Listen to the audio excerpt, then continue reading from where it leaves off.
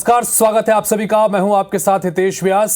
10 बजे रात पूरे दिन की बात के साथ हम हाजिर हैं। मध्य प्रदेश, छत्तीसगढ़ और देश दुनिया की तमाम अहम खबरें समेटकर इस एक बुलेटिन में आपके लिए हम लेकर आते हैं। यानी कि सोने से पहले तमाम खबरों से अपडेट होने के लिए इस बुलेटिन के आखिर तक जरूर IBC 24 पर बने रहिए। आज सारंगढ़ से मिल रही एक बड़ी खबर के साथ शुरुआत करते हैं, जहां पर सेक्स रैकेट का भंडाफोड़ हुआ है। 4 लोगों को गांव वालों ने पकड़ा है। एक लड़की और 3 लड़कों को पकड़ा गया है। चारों आरोपियों को पुलिस के हवाले कर दिया गया। गांव में लंबे समय से सेक्स रैकेट चल रहा था, इस तरह की शिकायत गांव वालों ने की है और खुद गांव के ही लोगों ने धावा बोलते हुए पकड़ा है, जिसमें एक लड़की और 3 लड़के पकड़े गए हैं और इसके बाद इन चारों को पुलिस के हवाले कर दिया गया। गांव में लंबे समय से सेक्स रैकेट चलाए जाने की शिकायत गांव वाले कर रहे हैं।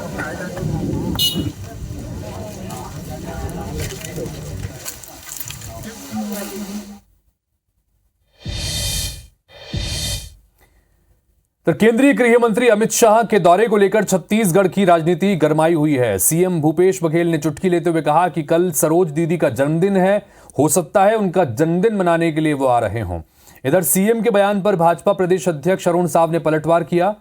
ये पूरी खबर देखिए।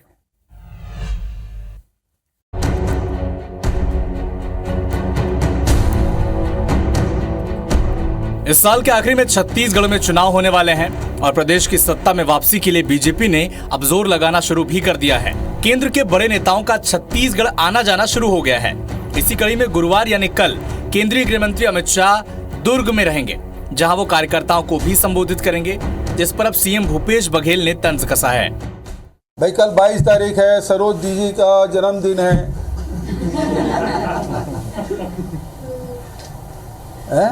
हो सकता है जन्मदिन मनाने आ रहे हैं। भूपेश बघेल जी मुख्यमंत्री पद की गरिमा को भूल गए हैं, ऐसा लगता है। नरेंद्र मोदी जी के नेतृत्व के सरकार के 9 साल पूरा होने के एवज में आम सभा जो निर्धारित है, उसके लिए माननीय अमित शाह जी का आगमन हो रहा है।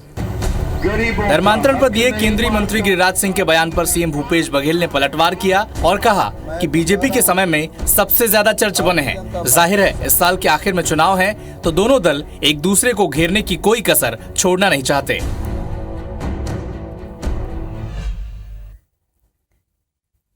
तो बता दें आपको कि प्रधानमंत्री नरेंद्र मोदी के कार्यकाल के 9 साल पूरे होने पर भाजपा के विशेष महाजनसंपर्क अभियान के तहत कल केंद्रीय गृह मंत्री अमित शाह का बालाघाट आगमन भी होना है। कार्यक्रम में मुख्यमंत्री शिवराज सिंह चौहान, भाजपा प्रदेश अध्यक्ष VD शर्मा, भाजपा की राष्ट्रीय सचिव पंकजा मुंडे सहित भाजपा के कई दिग्गज नेता भी मौजूद रहेंगे। कार्यक्रम के मुताबिक शाह 4 बजे बालाघाट पुलिस लाइंस पहुंचेंगे। शाम 4:15 बजे उत्कृष्ट विद्यालय बालाघाट के मैदान में पहुंचेंगे। उत्कृष्ट विद्यालय में जनसभा को संबोधित करेंगे और 5:30 बजे के आसपास प्राचीन हनुमान मंदिर में पूजा करेंगे। शाम 6 बजे हेलीकॉप्टर से नागपुर के लिए रवाना हो जाएंगे।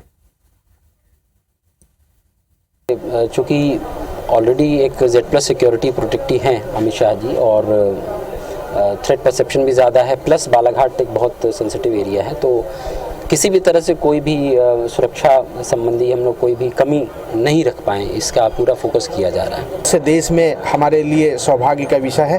उसी सरकार के हमारे गृह मंत्री जी आ रहे हैं। निश्चित रूप से भारत सरकार के अनेक प्रकार की योजना के बारे में भी जनता जनार्दन को संबोधित भी करेंगे।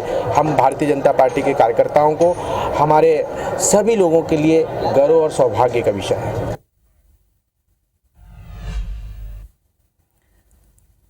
तो अंतर्राष्ट्रीय योग दिवस के मौके पर भारत के साथ ही विदेश में भी योग उत्सव मनाया गया, लेकिन भारत में इस पर सियासत न हो, ऐसा हो नहीं सकता। योग दिवस को दुनिया के पटल पर किसने रखा? आज सियासी लड़ाई इसी विषय पर हो रही है। क्या कुछ माजरा है, इस रिपोर्ट के जरिए समझिए।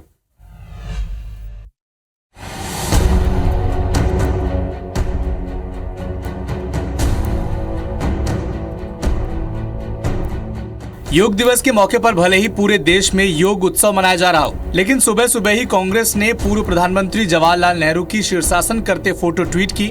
कैप्शन दिया कि पंडित नेहरू को धन्यवाद, जिन्होंने योग को लोकप्रिय बनाया और इसे राष्ट्रीय नीति का हिस्सा भी बनाया।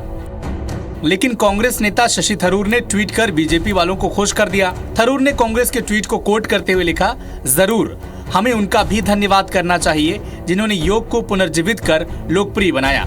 इसमें हमारी सरकार, प्रधानमंत्री, विदेश मंत्रालय शामिल है।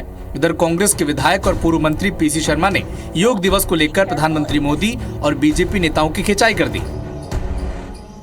योग सारी दुनिया में पहले से है, ये हिंदुस्तानी सारी दुनिया में पहले से है कि उनके जाने के बाद ही आए, इसलिए सब इनके पास कुछ बचा नहीं है। जमीन ध्वस्त हो चुकी है, धरातल खत्म हो चुका है, राजनीतिक धरातल, इसलिए ये सब चीजें कर रहे हैं। जब वार हुआ तो पलटवार तो होना ही था, बीजेपी ने भी जवाब दिया। सवेरे से एक बड़ा नेता कहीं योग में नहीं दिखा। ये भारतीय संस्कृति के अब 180 देश इसको अंगीकार और स्वीकार कर रहे हो, उससे भी इनको एलर्जी है। कांग्रेस ने भले ही खुलकर बीजेपी के बड़े कार्यक्रम के खिलाफत न की हो, लेकिन योग दिवस के मौके पर कांग्रेस के सियासी आसन ने सुर्खियां जरूर बटोर लीं।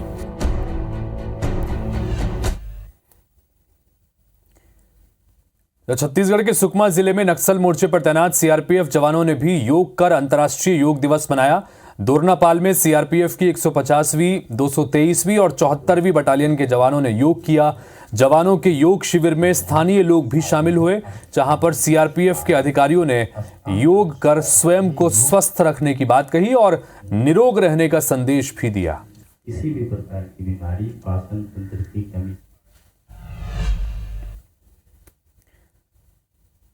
उत्तर प्रदेश भाजपा अध्यक्ष वीडी शर्मा ने कांग्रेस के कद्दावर नेता और पूर्व केंद्रीय मंत्री अरुण यादव को लेकर बड़ा बयान दिया है।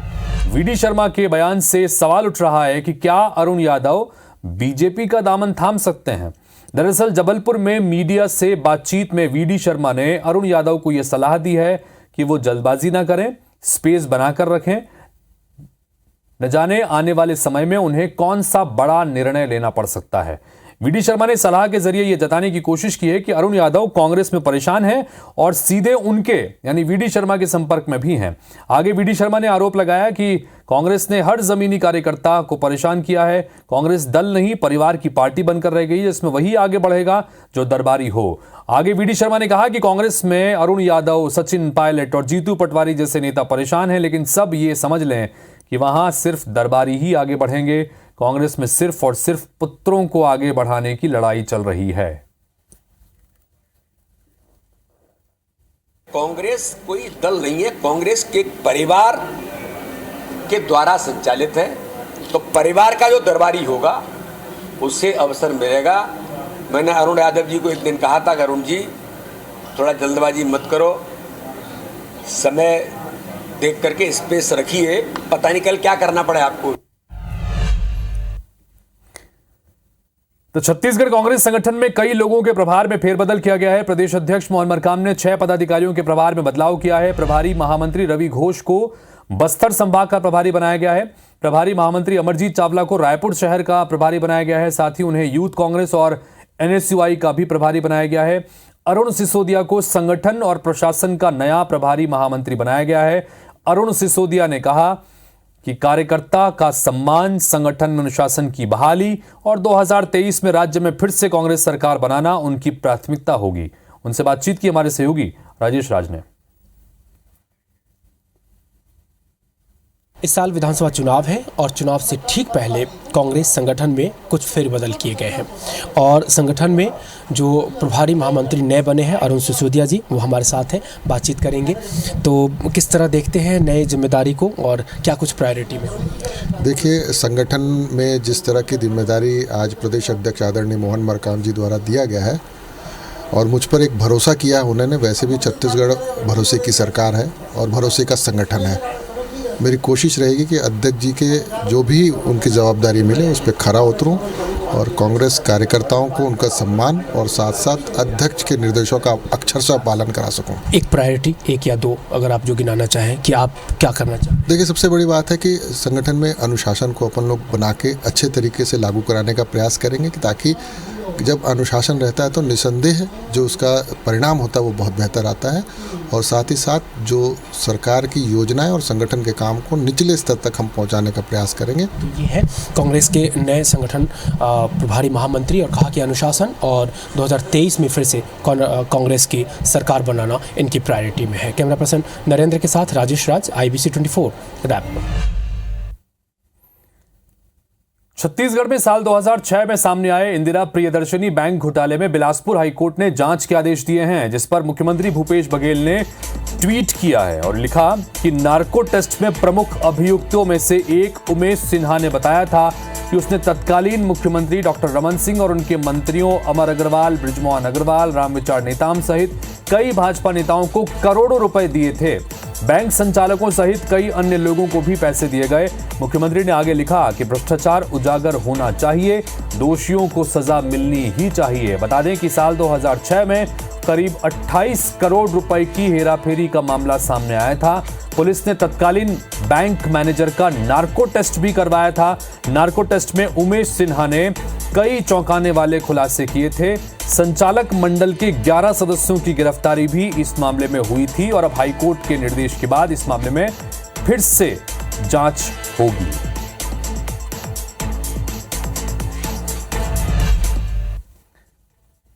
सत्ताईस जून को पीएम मोदी की हरी झंडी के बाद जबलपुर से भोपाल के बीच दौड़ने जा रही वंदे भारत ट्रेन का टाइम टेबल जारी हो गया है। जबलपुर से भोपाल के बीच वंदे भारत ट्रेन रविवार छोड़कर हफ्ते में 6 दिन चलाई जाएगी। वंदे भारत ट्रेन 4 घंटे 40 मिनट का समय लेते हुए भोपाल से जबलपुर का सफर तय करेगी। टाइम टेबल के मुताबिक वंदे भारत भोपाल से सुबह 9:25 पर रवाना होगी और दोपहर 2 बजे जबलपुर पहुंचेगी। वहीं जबलपुर से दोपहर 2:30 पर रवाना होकर 7:10 पर भोपाल पहुंच जाएगी। भोपाल से जबलपुर के बीच वंदे भारत ट्रेन का स्टॉपेज नर्मदापुरम, पिपरिया, इटारसी, नरसिंहपुर 4 स्टेशनों पर ही रहेगा।